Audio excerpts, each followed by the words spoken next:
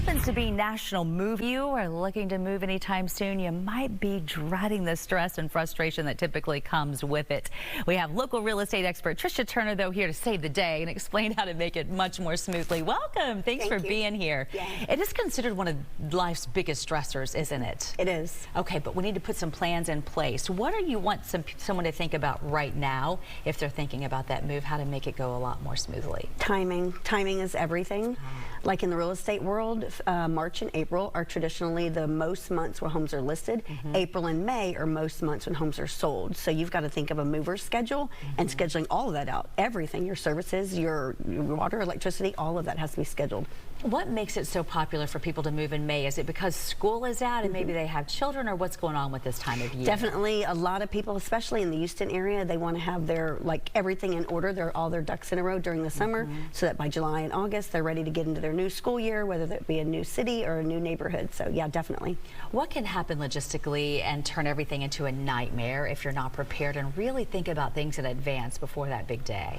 I think a lot of people don't really prepare for how big of a move this really is, and interviewing moving companies. There are a lot of moving companies. A lot of them are fly-by-night. You've got to really do your research. How many trucks do they have? How many people are coming? Do they wrap their things? You need to have them come and look at your belongings. Do they have insurance? All of these things matter, and if they're a good, reputable company, they often book up, weeks in advance. So if you're not scheduling them to be on your schedule at the perfect time, you're definitely going to have a problem. And not only do they wrap things, but how well do they wrap things? And then find out, don't you think it's a good idea to get references or hear from somebody?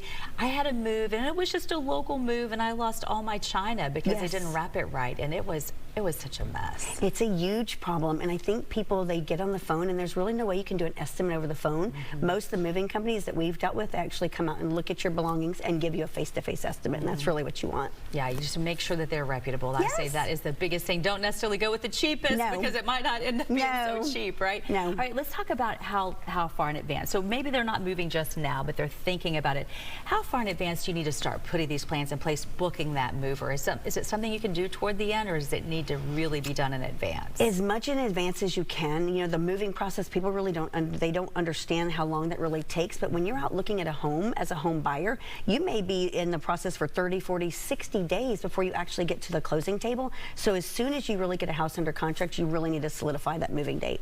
And then what if you're doing it all on your own? What do you tell people about that? Because sometimes it is maybe the only affordable way that somebody can move and they don't have a choice. There's a lot of volunteers that will help out too. You can get on Nextdoor and look for volunteers. There are a lot of people looking for jobs. And then pack, take your extra time. Purge, number one. A lot of people move things that they don't use anymore. If you haven't used something for a year or two, give it to somebody that needs something like that. And then really take the time to move the things that are necessary for you to make that move a smooth transition. You don't ever realize how much stuff you have until a move. My husband and I laugh that we need to move every 5 years so that we purge more, because it's shocking. It is. For someone who's learning to pack themselves, is there a good place that they can go to find out how to do it correctly so that their stuff gets there safely? I would say YouTube.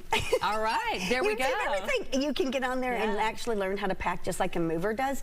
And then research people that are in the industry. Find out, how can we get help? Who do we call? A lot of people will just rent out their guys to you, and you can go ahead and get your truck from U-Haul. So there's ways to make it affordable for everybody. All right, this is Tricia Turner, CEO of Tricia Turner Properties Group, with some good info for us. Thank you. All right, now everyone, good luck packing it. That's what you're doing right now. All right, let's check in with Nate the Great.